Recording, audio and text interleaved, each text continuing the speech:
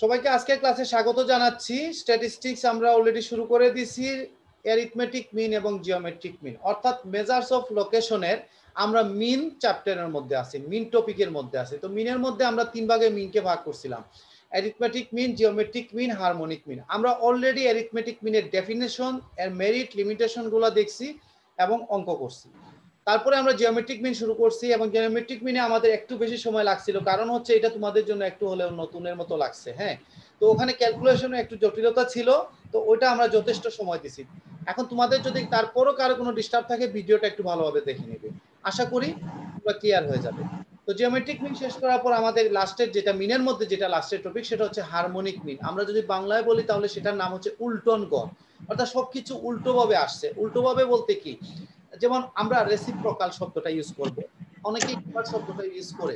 তো রেসিপ্রোকাল বলতে আমরা মাল্টিপ্লিকেটিভ রেসিপ্রোকাল যেটা বুঝবো, যেমন টু একটা সংখ্যা, তার ইনভার্স অথবা রেসিপ্রোকাল বলতে আমরা কি বুঝবো। আমরা যদি এডিশনাল নেই তাহলে -2, যদি মাল্টিপ্লিকেটিভ নেই তাহলে দেখা যাবে যে 1/2। তো আমরা ইন জেনারেল আমরা মাল্টিপ্লিকেটিভটাই নেই। 5 এর বিপরীত বললে আমরা 1/5 বলি, আমরা তো -5 বলি না, কারণ কি এডিশনালটা আমরা কম ইউজ করি। বাট আমরা যখন ওই ফিল্ডের মধ্যে থাকবো, দেখবে তোমরা ভবিষ্যতে পাবে সামনের দিকে, তখন দেখবে যে আমরা দুটোই ইউজ করতে, মানে আমাদের চিন্তা ভাবনা করতে হচ্ছে হয় এডিশনাল আর মাল্টিপ্লিকেশনাল। হ্যাঁ, আপাতত আমরা ফিল্ডের মধ্যে যেহেতু মাল্টিপ্লিকেশনটা ইউজ হয় বেশি, মাল্টিপ্লিকেশনাল। তাহলে কোন একটা আমাদের অবজারভেশন আছে সাপোজ x1, তাহলে তার রেসিপ্রোকাল হবে 1/x1। হ্যাঁ, আমি তোমাদের একটু বলে দিলাম, তাহলে এটা তোমাদের জন্য সহজ হবে। আরেকটা এক নোটিশ আমি একটু দিয়ে দিই, তোমরা অনেকেই এন্ট্রি দাও নিজেদের নাম, অনেকেই আছে নাম ছাড়া, যেমন কোনো একটা দেখা যাচ্ছে যে মোবাইলের অ্যাড্রেস আছে আশেপাশে, চেষ্টা করবে নিজেদের নামে এন্ট্রি দেওয়ার। কেমন? এটা হলে আমার জন্য একটু সুবিধা। ঠিক, কারা ক্লাস করলে কারা ক্লাস করলে না সেটা একটু রেকর্ড রাখতে আমার জন্য সুবিধা হয়। যদি এখনো অ্যাটেন্ডেন্সের আমরা উদ্যোগ নিচ্ছি না, কিন্তু আমাদের যদি দেখা যায় এই কন্টিনিউ প্রসেসে আমাদের চলতে থাকে। তোমরা আজকে নোটিশ নিশ্চয়ই দেখছো যে এইচএসসি পরীক্ষা সম্পর্কে একটা ডিসিশন নেওয়া হয়েছে। তার মানে কি, শিক্ষা প্রতিষ্ঠান কবে খুলবে আমরা এই মুহূর্তে কোনো কিছু বলতে পারছি না। তাড়াতাড়ি খুলতে পারে অথবা লেট হতে পারে। তাহলে আমাদের অনলাইন অনগোয়িং থাকবে। তাহলে অনলাইনের শুরুতে আমরা বলছি আমরা আপাতত অ্যাটেন্ডেন্সে একটু রিল্যাক্স দিচ্ছি, কিন্তু ওইটাতে আমরা যে ইউনিভার্সাল কোনো কিছু থাকবে তা না। অ্যাটেন্ডেন্স হুট করে বলে দিল কর্তৃপক্ষ যে না আপনারা এখন থেকে অ্যাটেন্ডেন্স কাউন্ট করেন, তাহলে তো আমাকে একেবারে শুরু থেকে অ্যাটেন্ডেন্স কাউন্ট করতে হবে, তাহলে ওই রেকর্ডটা আমার কাছে থাকবে। সো তোমরা চেষ্টা করবে যারা নিজেদের নামে ঢুকছো না তারা নিজেদের নামে ঢুকার। কেউ যদি নিজের নামে না ঢুকে কারো আত্মীয়, যেমন ছোট ভাই বড় বড় বোন কারো মোবাইল শেয়ার করে কাজ করো, তারপরে চেষ্টা করবে যে নিজেদের আমরা এখন হারমোনিক মিনটা শুরু করি। আমরা যদি আমরা রেজিস্ট্রেশন নাম্বার দিয়ে ঢুকি, এটা কিভাবে হবে? তাও সমস্যা নাই, রেজিস্ট্রেশন নাম্বারটা দিয়ে দিলে, রেজিস্ট্রেশন নাম্বার দিয়ে ঢুকলে সমস্যা নাই বলছি, ঠিক আছে, তবে তার সাথে নামটা ইউজ করা আপনার বেটার। এই মুহূর্তে রেজিস্ট্রেশন নাম্বার ঠিক আছে আমার কাছে আছে, তবে নামটা হলে আর কি যেটা সুবিধা হয়, এই রেজিস্ট্রেশন নাম্বার এগেইনস্টে কে আছে সেটা আমার জানা থাকলে একটু সুবিধা হবে। কেমন? ওকে, যার দেখা যায় দুইটাই ব্যবহার করবো স্যার। হ্যাঁ হ্যাঁ হ্যাঁ, নাম রেজিস্ট্রেশন নাম্বার দুটো ইউজ করলে হবে, রেজিস্ট্রেশন নাম্বার ইউজ করলে হবে, কোনো সমস্যা নেই। এটাও তোমাদের একটা আইডেন্টিটি, মনে রাখবে আমি যাতে কোনোভাবে তোমাদের আইডেন্টিফাই করতে পারি যে তোমরা মানে এই কোন স্টুডেন্ট ক্লাস করছে। ওকে, আমি শুরু করে দিচ্ছি, আশা করি আমার কথা সবাই বুঝতে পারছো। The harmonic mean of a set of n non-zero observation। এখন এই যে অবজারভেশন গুলো দেখো তোমরা, ডিসক্রিট, এগুলাকে আমরা বলি ডিসক্রিট অর আনগ্রুপ ডাটা। একটা একটা করে দিচ্ছে, x1 x2 up to xn in a series is the reciprocal of the arithmetic mean of the reciprocals। দেখো এখানে কি ইউজ করছে, অর্থাৎ অবজারভেশন যদি x1 x2 up to xn হয় তাহলে তার হারমোনিক মিনটা আমরা কি বলবো, যে অবজারভেশন আছে তার রেসিপ্রোকাল নিব, মানে x1 থাকলে 1/x1 প্লাস 1/x2, এইভাবে নিয়ে তার এরিথমেটিক মিন বের করব। কিন্তু এরিথমেটিক মিন যেটা বের করব তার আবার রেসিপ্রোকাল নিয়ে নেব। তাহলে হারমোনিক মিনটা কি, এই যে দেখো 1/x summation 1/x1 divided by n, এটা মানে হচ্ছে মানে অবজারভেশন গুলো রেসিপ্রোকাল নিয়ে এরিথমেটিক মিন বের করলাম, তার রেসিপ্রোকাল মানে কি আবার 1 এটা দিয়ে দিলাম। ঠিক আছে, তো একটা একটা করে যদি নেই তাহলে এরকম, যদি ফ্রিকোয়েন্সি ডিস্ট্রিবিউশন আকারে দেয়া থাকে তখন আমরা কি কাজ করি, আমরা এখানে 1 এখানে স্মল এন এর জায়গায় ক্যাপিটাল এন লিখি। ওকে, এখানে ক্যাপিটাল এন লেখা নাই, তাহলে এখানে উপরে একটা কে দিতে হবে। আর এখানে 1/xi আছে, আগে একটা fi দিয়ে গুণ করতে হবে, তাহলে fi/xi। তাহলে এটা হচ্ছে for group data or frequency ডিস্ট্রিবিউশনের ক্ষেত্রে আমরা এই কাজটা করব। এখন এক্সাম্পল হিসাবে দেখো তো একটা আমরা নিচ্ছি। ফর এক্সাম্পল হারমোনিক 4, 5 আর 9 তিনটা সংখ্যা দেওয়া হলো, এটার বললো যে হারমোনিক মিনটা বের করো। তাহলে দেখো এটা ডিসক্রিট না, একটা একটা করে দিছে। তাহলে হারমোনিক মিনে যে 1/n মানে কয়টা সংখ্যা, তাহলে 1/3 দিলাম। 1 বাই সামেশন, অর্থাৎ অবজারভেশন গুলো উল্টো ভাবে নিয়ে যোগ করে ফেলবে। এখন অবজারভেশন 4, 5, 9 আছে, 1/4 প্লাস 1/5 প্লাস 1/9 ডিভাইডেড বাই 3, এটাকে একটু আগে লিখে দিয়ে দিলাম, একই কথা। তো এইটার আনসার আসলে এইটাকে যদি আমি এখন ক্যালকুলেশন করি সবগুলো, তাহলে আসবে এটা। তাহলে 1 বাই এটা মানে হচ্ছে, এখন ক্যালকুলেটর টিপ দিলেই পাওয়া যাবে 5.35। দেখো 4, 5 আর 9 এর হারমোনিক মিন হচ্ছে 5.35। তাহলে দেখা যাবে যে এরিথমেটিক মিন কিন্তু এটা আসবে না, জিওমেট্রিক মিনও এটা আসবে না। সো কোন একটা ডাটা যদি দেয়া থাকে, তাহলে অ্যারিথমেটিক মিন, জিওমেট্রিক মিন এবং হারমোনিক মিনের মধ্যে আমাদের ভিন্নতা থাকবে। ঠিক আছে, কোনটা বড় কোনটা ছোট সেটা আমরা একটু পরেই দেখবো, একটা এক্সারসাইজ দিব, এক্সারসাইজের মধ্যে আমাদের ক্লিয়ার হয়ে যাবে। তো আমি আশা করি তোমরা বুঝতে পেরেছো যে হারমোনিক মিনটা তাহলে কি জিনিস। যেহেতু এটা তোমাদের কাছে একটা নতুন বিষয়, হারমোনিক মিন তোমরা আগে সম্ভবত পাও নাই। হ্যাঁ, তো এটা নতুন হলেও খুব কঠিন কোনো কিছু না। আমরা যেগুলো অবজারভেশন দেওয়া থাকবে তার রেসিপ্রোকাল প্রথমে নিব, নিয়ে গড় বের করব, যে আনসার বের হবে তার রেসিপ্রোকাল নিয়ে নেব 1/এটা। তাহলে এটা একটা একটা করে দেওয়া থাকলে, ফ্রিকোয়েন্সি ডিস্ট্রিবিউশন আকারে দেওয়া থাকলে আমরা এই সূত্রটা ইউজ করব, fi/xi, আর এটা এখানে ক্যাপিটাল এন দিয়ে দিলে হবে। তাহলে এই যে সামেশনের মাথায় একটা কে দিতে হবে, স্মল এন দিলে কে দিতে হবে। এখানে দেয়া নাই, তোমরা ধরে নিতে হবে যে আছে। হ্যাঁ, আচ্ছা, এখন আমরা একটু দেখি এইটার উপকারিতা কি কি আছে। দেখো, ইট ইজ রিজিডলি ডিফাইন্ড। দেখো ডেফিনেশনটা মোটামুটি একটা কমপ্লিট একটা ডেফিনেশন আমরা বলতে পারি। আচ্ছা, আমি একটু বড় করছি। ইট tax all the observations into account. এটা সবগুলোকে কাউন্টের মধ্যে নিচ্ছে। দেখো তো এন সংখ্যক, এই যে তিনটা অ্যাকাউন্ট নিল, দেখো 1/3 দিয়ে ভাগ করতে হচ্ছে, তার মানে সবগুলোকে সে নিবে। ইট is not affected much by small observation. এটা ছোট মান দ্বারা খুব বেশি এফেক্ট হয় না। ঠিক আছে, আচ্ছা। তো অর্পিতা পাল, বারবার তুমি আঁকাআঁকি করতেছো কেন শীটের মধ্যে? Be careful. আচ্ছা, the harmonic mean is used when the observations are expressed in terms of rate, speeds, আচ্ছা, prices, etc. তার মানে হচ্ছে এখানে রেট, স্পিড, প্রাইস এগুলোর জন্য আমরা হারমোনিক মিন অনেক সময় ইউজ করছি। এটা ইউজটা, ব্যবহারটা যদি কখনো জানতে চাই, আগের গুলাতে আসলে চায় না। এখানে আগের গুলা কি, জ্যামিতিক গড় কখন ব্যবহার, যখন কোনো কিছু আমাদের একটা অ্যানালাইসিস জাতীয় টার্ম থাকে। অ্যারিথমেটিক মিন সব জায়গায় ব্যবহার হয়, আর এইটা তো আমরা জানি না, সেই জন্য এখানে একটু আমাদের দিয়ে দেওয়া আছে। ঠিক আছে, আচ্ছা। তো আমরা মেরিটটা দেখলাম, এখন আমরা একটু লিমিটেশনটা একটু আমরা দেখি। লিমিটেশনটা দেখি। It is not easy to understand and difficult to calculate. এটা বলছে যে সব সময় যে উল্টো করে নিতে হচ্ছে, তো এক জায়গায় যদি আমাদের ডিস্টার্ব হয়ে যায়, আমরা নিয়ে নিলাম, নিয়ে আবার উল্টালাম না, রেসিপ্রোকাল বের করলাম না, তাহলে তো বের করা যাবে না। তো একটু কেয়ারফুলি এটা ক্যালকুলেশন করতে হবে। পরে বলছে it is impossible to calculate if the extreme classes of frequency distribution are open. তার মানে তোমরা কি দেখতে পাচ্ছ, এই যে একটা পয়েন্ট তিনটার মধ্যেই আছে, তাহলে তোমরা দেখতে পাচ্ছ ঘুরে ফিরে এগুলো আসতেছে। The value of the harmonic mean may not occur in the series. দেখো এই দুটো কিন্তু আবার সব জায়গার মধ্যে আছে। ঠিক আছে, তাহলে লিমিটেশন গুলো আমরা একটু দেখে নিলাম। তো এই আমি দুটো পেজ একসাথে দিয়ে এখন তোমাদের কাছে আমি একটু টাইম দিয়ে দিলাম। দেখো এখন কার বুঝতে কোনো সমস্যা আছে কিনা। স্যার, আমি ডিমেরিটি 2 নাম্বারটা বুঝি নাই। ডিমেরিট আসলে বলবো না, আমরা লিমিটেশন বলবো। It is impossible to calculate if the classes of frequency distribution are open. এটা হচ্ছে আমি গত ক্লাসে তোমাদের বুঝিয়ে দিছিলাম। ঠিক আছে, যে আমরা একটা ক্লাস ইন্টারভেল করলাম, একেবারে প্রথমে যেটা থাকবে, যেমন ধরো শুরু করলাম আমি 10 থেকে 20 ক্লাস ইন্টারভেল, তারপর 20 থেকে 30, 30 থেকে 40, এভাবে একেবারে শেষে 90 থেকে 100। তাহলে আমি যে শুরু করলাম 10 থেকে 20, 10টা না থাকতো, 10 না থাকতো, তাহলে ওইটাকে বলবো আমরা এক্সট্রিম ক্লাসের মানে ওপেন। অথবা একেবারে লাস্টে ক্লাস ইন্টারভেল 90 to 100, ওইখানে যদি 100টা না থাকে, তাহলে 90 থেকে কোথায় গিয়ে শেষ হলো সেটা আমরা জানি না, তাহলে ক্যালকুলেশনটা করা যাবে না। ঠিক আছে, মাঝখানে যদি কোনো জায়গায় সমস্যা থাকে, এটাকে আমরা হয়তো কোনোভাবে মিনিমাইজ করে ফেলতে পারবো, এটাকে আমরা অ্যাডজাস্ট করে ফেলতে পারবো। কিন্তু আমাদের যদি এক্সট্রিম ক্লাস কাকে বলে, একেবারে প্রথম যেটা ক্লাস আর একেবারে লাস্টের ক্লাস, লাস্টের ক্লাসের প্রথম ক্লাসের প্রথম উপাদান আর লাস্টের ক্লাসের শেষ উপাদান, যেটা এই দুটো যদি ওপেন থাকে, অর্থাৎ নাই থাকে, অ্যাবসেন্ট থাকে, তাহলে সেটা ক্লাসটা ওপেন আমরা ধরি। অর্থাৎ আমার 10 থেকে 20 বললাম একটা ক্লাস ইন্টারভেল, এখন 10 বললাম না, তাহলে কোথা থেকে শুরু হলো, জাস্ট স্পেস রেখে দিলাম, স্পেস রেখে একটা টান দিয়ে লিখে দিলাম 20। তাহলে 0 থেকে শুরু হলো না, 5 থেকে শুরু হলো না, 10 থেকে কিছু বোঝা গেল না। সো আমরা ক্যালকুলেশন করতে পারবো না। আবার 90 থেকে 100 লেখার কথা লাস্টেরটা, 100 না লিখে আমরা এটা এখানে ফাঁকা রেখে দিলাম, তাহলে 90 থেকে কোথায় গিয়ে শেষ হলো, 1000 এ গিয়ে শেষ হলো কিনা এটাও তো বোঝা গেল না। ওইটাই আর কি এখানে বলছে। এটা আমি গতদিন তোমাদের একটা ছকের মধ্যে টেবিলের মধ্যে তোমাদের বুঝাইয়া দিছিলাম। তো আশা করি সবাই বুঝতে পেরেছো। আমি পরের জায়গাতে যাচ্ছি। আচ্ছা, খেয়াল করো, for two non zero positive, এখন এটা আসলে খুব সহজ একটা এক্সাম্পল আমরা বলবো।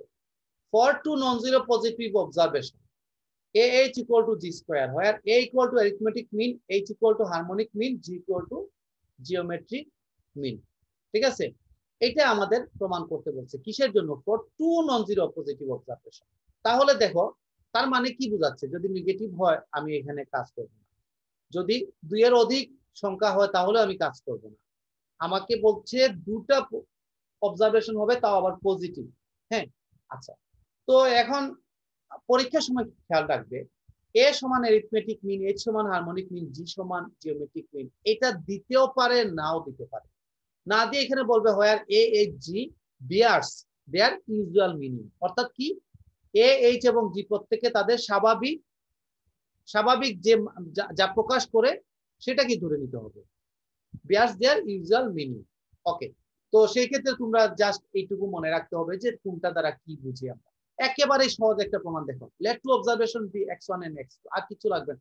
এটা ডিসক্রিট বলছে না, টু অবজারভেশন, সো আমার এখানে বোঝাই যাচ্ছে এটা একটা ungroup data or discrete. So x1 x2 আমরা দুটো অবজারভেশন পাবো। তাহলে অ্যারিথমেটিক মিন কিভাবে প্রকাশ করব, a = x1 + x2 / 2।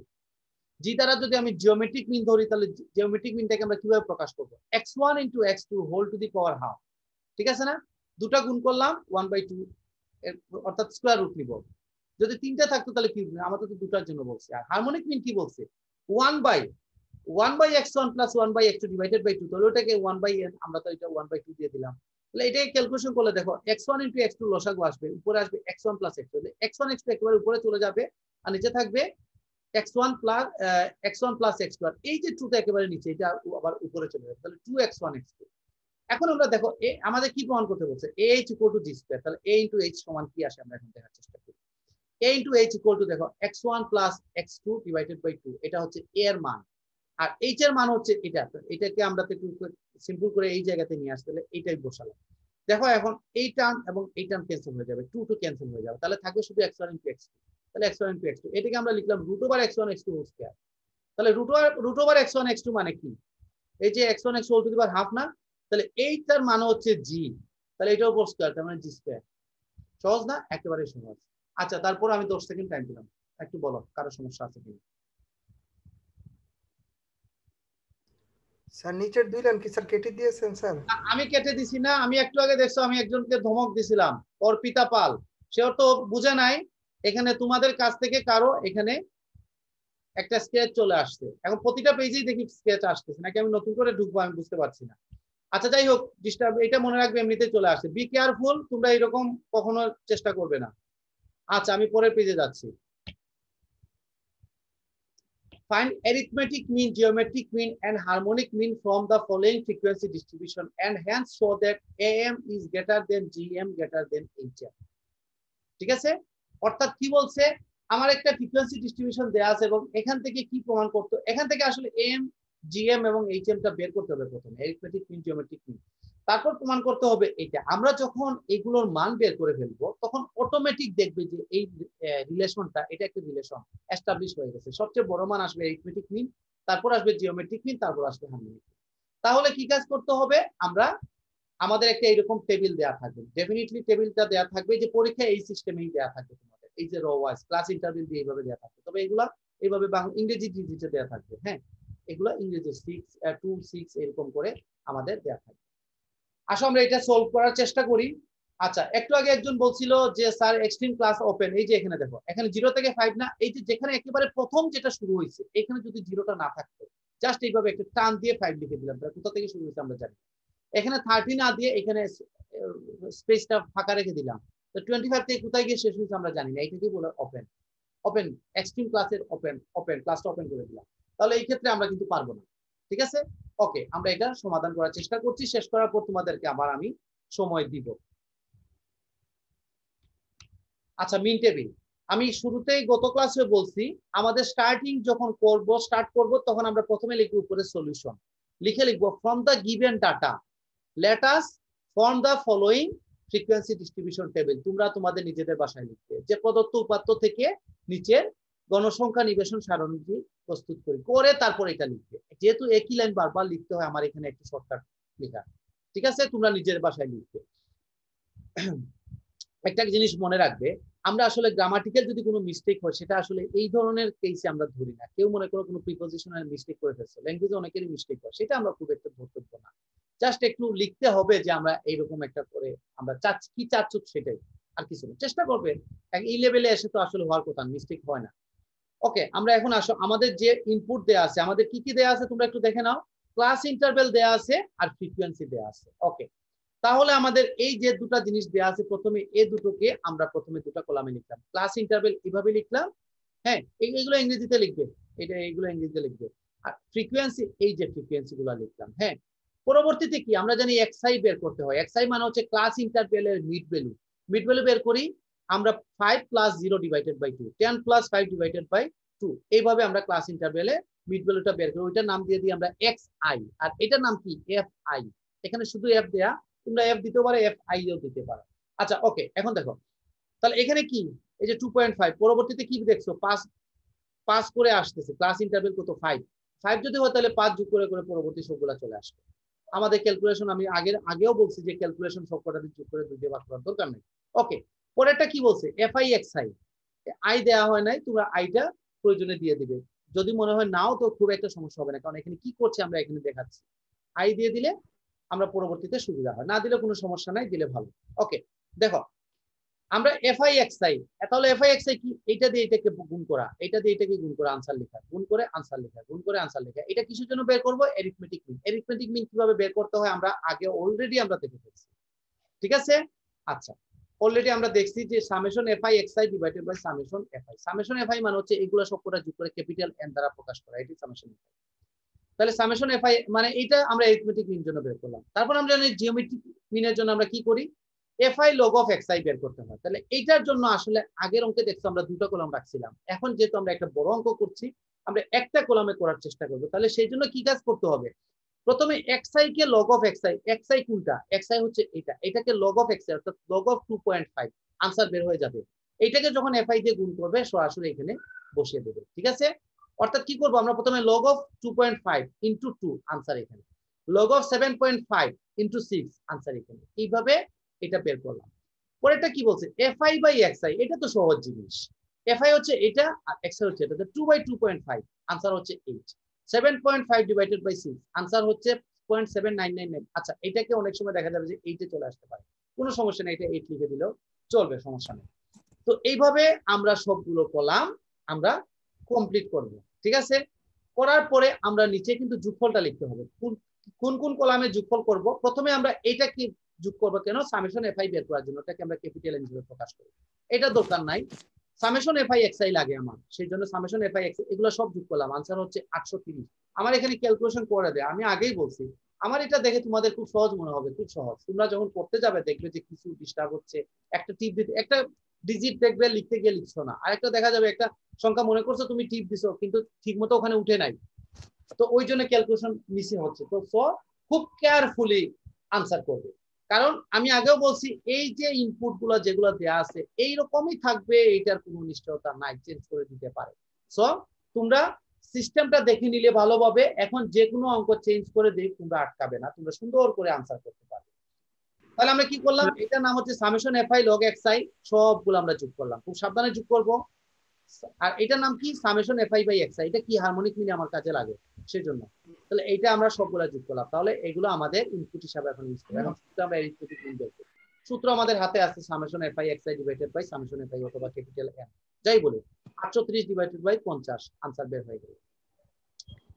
এটা আমরা সরাসরি আমরা জানি log g বের হয়, এই জন্য যখন আমি যদি log g না লিখে ডাইরেক্ট জি লিখি তাহলে এখানে এন্টিলগ ইউজ করতে হবে। Antilog summation fi log xi divided by n, এই সূত্র গতদিন ক্লাসে আমি পড়াই হয়েছি।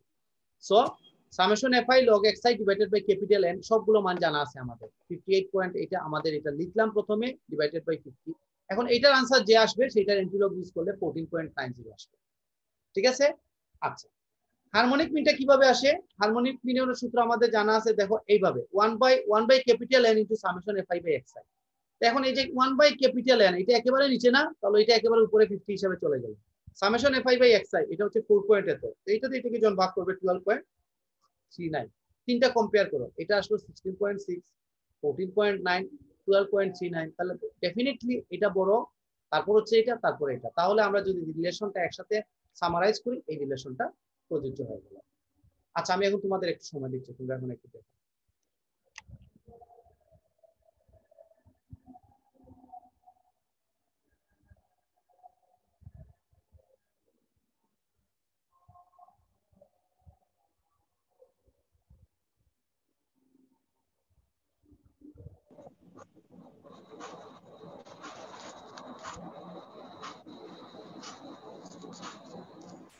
কারো কোনো সমস্যা হলে আমার সাথে শেয়ার করো।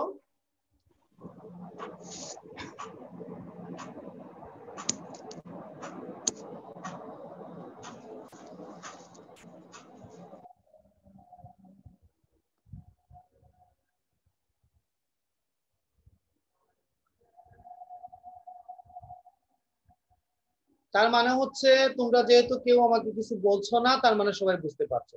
তো এইখানে আসলে এই দুটো টার্ম, অর্থাৎ আমি যদি বলি যে আমি এই প্রথম এই কলামটা যদি তোমাদের কাছে এটা পরিচিত, এইটাও পরিচিত, শুধু নতুন এই কলামটা আসছে হারমোনিক মিনের জন্য, আর কিছু না।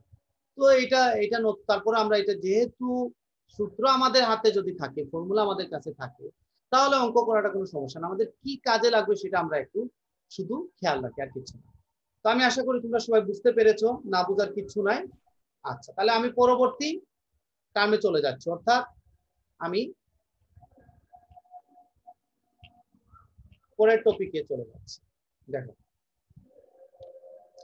তাহলে আমরা মেজার্স অফ লোকেশন আমরা কি দেখলাম? অ্যারিথমেটিক মিন এবং জিওমেট্রিক মিন, হারমোনিক মিন, এই তিনটা মিন সম্পর্কিত আমরা ডেফিনেশন, মেরিট, লিমিটেশন, এক্সারসাইজ এগুলো দেখলাম। কিছু প্রপার্টিজ দেখছিলাম অ্যারিথমেটিক মিন।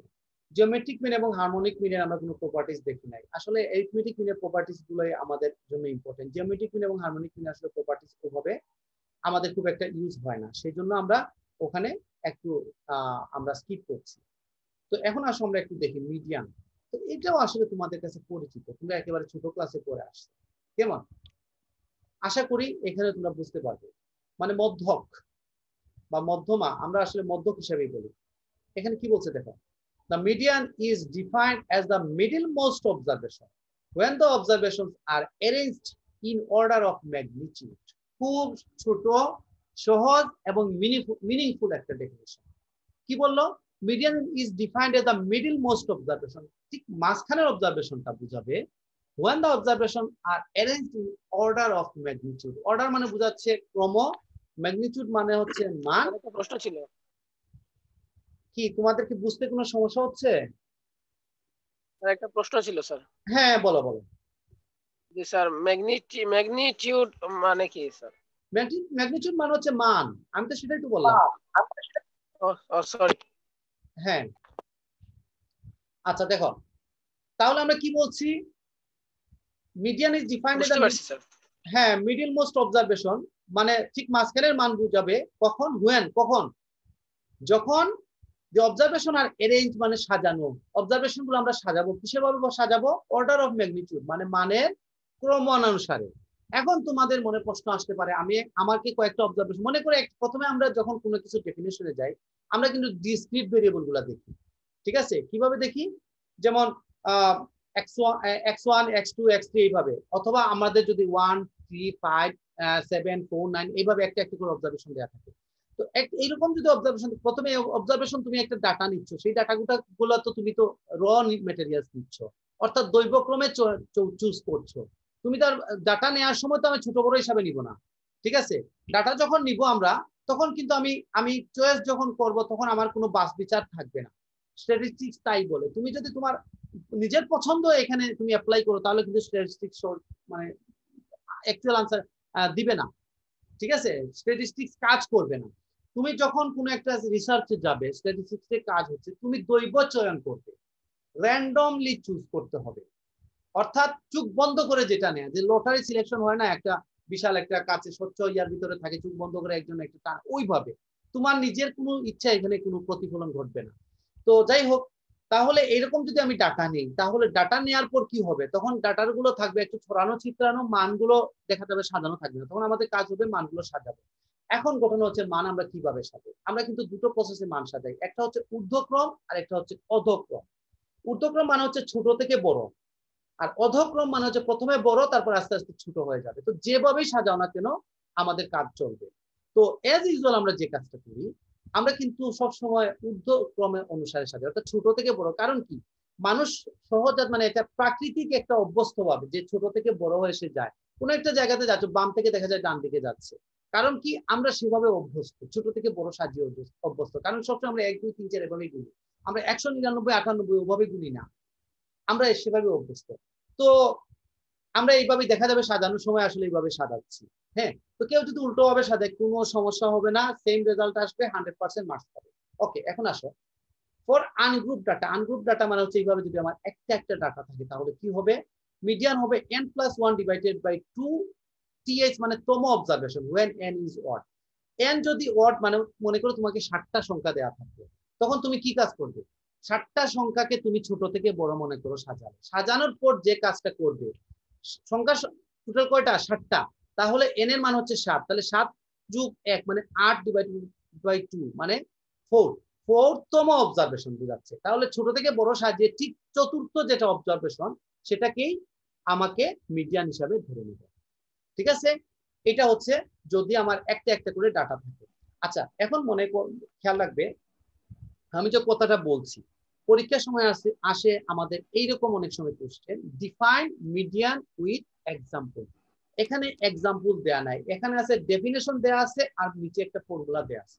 তো ম্যাক্সিমাম 50% স্টুডেন্টের ডেফিনেশনটা ঠিকমতো লিখে আর এক্সাম্পলের সময় ফর্মুলাটা দিয়ে আসে। এক্সাম্পল ফর্মুলা না, আমি এখানে মুখে যে কথাটা বলছি সেটা হচ্ছে এক্সাম্পল। তোমরা কি কাজ করবে, 7টা সংখ্যা নেওয়ার দরকার আছে নাকি, তোমরা কি কাজ করবে, 3টা সংখ্যা নেবে, নিয়ে ছোট থেকে বড় সাজাবে, সাজিয়ে 3+1 ডিভাইডেড বাই 2 মানে কত, 4 ডিভাইডেড বাই 2, তার মানে সেকেন্ড অবজারভেশন, মানে ঠিক মাঝখানে যেটা আছে সেটাই হচ্ছে মিডিয়ান। যদি অড হয় টোটাল নাম্বারটা, এখন যদি অড না হয়ে ইভেন হয়, 8টা সংখ্যা দিয়ে দিল, তাহলে কি হবে, মাঝখানে কি কোনো সিঙ্গেল একটা অবজারভেশন পাওয়া যাবে, পাওয়া যাবে না, মাঝখানে তখন দুটো অবজারভেশন। কারণ কি, এন তো তখন ইভেন, তার মানে এন কে 2 দিয়ে ভাগ করতে পারবে, তাহলে n/2 এই যে তম অবজারভেশন প্লাস n/2 + 1 তম অবজারভেশন। তার মানে তোমার যদি 8টা সংখ্যা থাকে, তাহলে n/2 মানে হলো চতুর্থ অবজারভেশন, আর এটা বলছে n/2 + 1 মানে পঞ্চম অবজারভেশন, এবং তাও ডিভাইডেড বাই 2, তাহলে চতুর্থ এবং পঞ্চম অবজারভেশনের গড়টা বের করতে বলছে। ঠিক আছে, তো এইটা কিসের জন্য আসলে, এইটা দিয়ে তোমাদের পরীক্ষার সময় আসবে না, তোমাদের পরীক্ষা আসবে ফ্রিকোয়েন্সি ডিস্ট্রিবিউশন আকারে। ঠিক আছে, ফ্রিকোয়েন্সি ডিস্ট্রিবিউশন আকারে দেয়া থাকবে। কারণ হচ্ছে তোমরা এখন একটু হলেও আপার লেভেলে উঠে গেছো, এভাবে ডিসক্রিট একটা একটা দিয়ে দেয়া থাকবে না, কিন্তু আইডিয়াটা ক্লিয়ার রাখতে হবে যে একটা একটা করে যদি দেয় তাহলে আমি কি করব, অথবা আমাকে এক্সাম্পল দিতে বললো, তখন তো আর এইভাবে ফ্রিকোয়েন্সি ডিস্ট্রিবিউশন আকারে নিয়ে তুমি এক্সাম্পল দেওয়ার সময় তুমি এইভাবেই দিবে। ঠিক আছে, তখন ইভেন নেওয়ারও দরকার নাই, ঝামেলা বেড়ে গেল, ওয়ার্ড নিবে, নিয়ে মাঝখানে সংখ্যাটা দিয়ে দেবে যে এটা মিডিয়াম, তবে সাজিয়ে লিখতে হবে। প্রথমে সাজাবে, তারপর এই যে এইখানে এততম অবজারভেশন এটা, তারপর এটা। তার মানে ওয়ার্ড যখন থাকবে তখন দেখা যাবে যে একটা ফিক্সড নাম্বার আমরা পাচ্ছি, এবং এটা সিরিজের মধ্যে থাকছে, দেখো এততম অবজারভেশন। আর যখন ইভেন আসতেছে তখন কিন্তু এততম অবজার্ভ মানে সিরিজে থাকতে পারে, নাও থাকতে পারে, মাঝখানে হতে এমন দুটো সংখ্যা পেলে, একটা 8 আর একটা 9, তাহলে দেখা যাবে যে 8.5 আসছে মিডিয়াম। ঠিক আছে, তাহলে আনগ্রুপ ডাটার ক্ষেত্রে এইটা। এখন আসো গ্রুপ ডাটার ক্ষেত্রে। গ্রুপ ডাটার ক্ষেত্রে আমাদের কিছু ঝামেলা আছে, এবং এইটাই হচ্ছে ইম্পর্টেন্ট, এই ঝামেলাটা আমাদের করতে হবে, এবং অঙ্ক যখন করবো তখন তোমরা পুরোপুরি ক্লিয়ার হয়ে যাবে। এই মুহূর্তে তোমরা পুরোপুরি ক্লিয়ার হবে না, ঠিক আছে, কিন্তু আমি স্যার ক্লাস 10 এ পড়ছিলাম স্যার এটা। আচ্ছা গুড। হ্যাঁ, তো অনেকে নিশ্চয়ই ভুলে গেছো, আশা করি আমি বলার সাথে সাথে আবার মনে পড়ে যাবে, তোমরা খুব ভালোভাবে পারবে, এবং অঙ্কটা মানে মিনের চেয়ে এই অঙ্কগুলো অনেক সহজ। দেখো, মিডিয়ানকে আমরা এমই দ্বারা প্রকাশ করব, equal to L plus capital N divided by 2 n/2 minus capital F C divided by small F into H. এখন আসো, আমরা তো এটা লিখতে হবে, এখন এটা লিখে আমরা কিছু বুঝলাম না, কোনটা কি মিন করে সেটা দেখতে হবে। L equal to lower limit of the median class.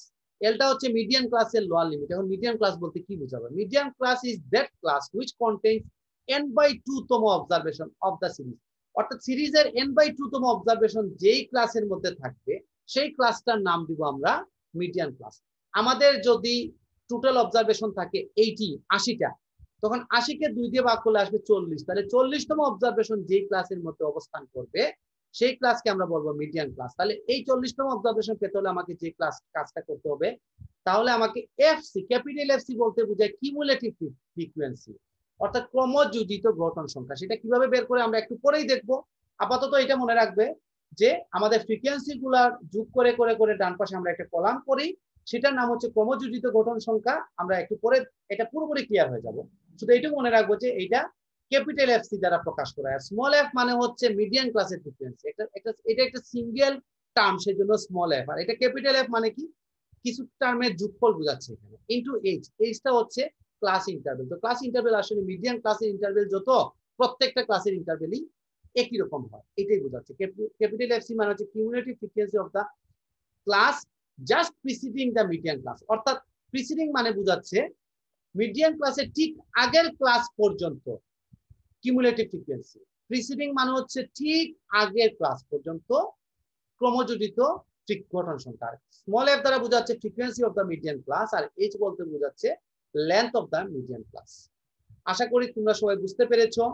তাহলে মিডিয়ানটা আমরা একটু দেখলাম, মিডিয়ান ডেফিনেশন দেখলাম, এক্সাম্পল আমি মুখে বললাম। তো মুখে বললে অনেকে আমি জানি তোমরা ক্লিয়ার হয়ে গেছে।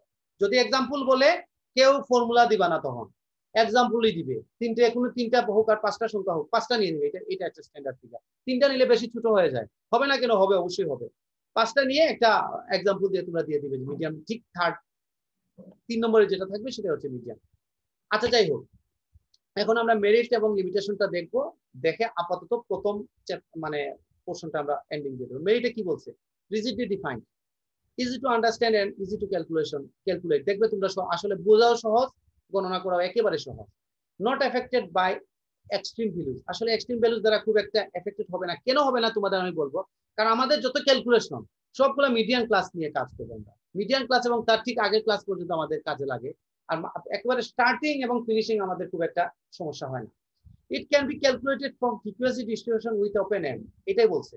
অর্থাৎ ওপেন এন্ড যদি থাকে তাও আমরা করতে পারবো। এখানে বলছে এক্সট্রিম ভ্যালুজ। আচ্ছা, এক্সট্রিম ভ্যালুজ বলতে কিন্তু অন্য জিনিস। এক্সট্রিম ভ্যালুজ বলতে বোঝাচ্ছে আসলে যে খুব বড় একটা মান যদি থাকে, খুব বড় ছোট একটা যদি মান থাকে, তাহলে খুব একটা বেশি এফেক্টেড হবে না। আর এটা বলছে ক্লাস ইন্টারভেল যদি ওপেন থাকে তাহলে সমস্যা হবে না। লিমিটেশন কি বলছে একটু দ্রুত বলছি আমি। In case of even number or observation, median can not be defined exactly. একটু ঝামেলা হয়। It is not based on all the observation. এটা অল হবে, না, এটা একটু কারেকশন করবে। All the observation. It is not easy for algebraic treatment. Algebraic treatment এ আসলে আমরা এটা একটু কমই ব্যবহার করি, মিনটাই ব্যবহার করি বেশি। It is affected much by sampling fluctuation. খুব বেশি উঠানামা যদি করে তাহলে একটু সমস্যা হয়ে যায়। তোমরা একটু দেখে নেবে। আমি আপাতত প্রথম লেকচারটা এখানে স্টপ।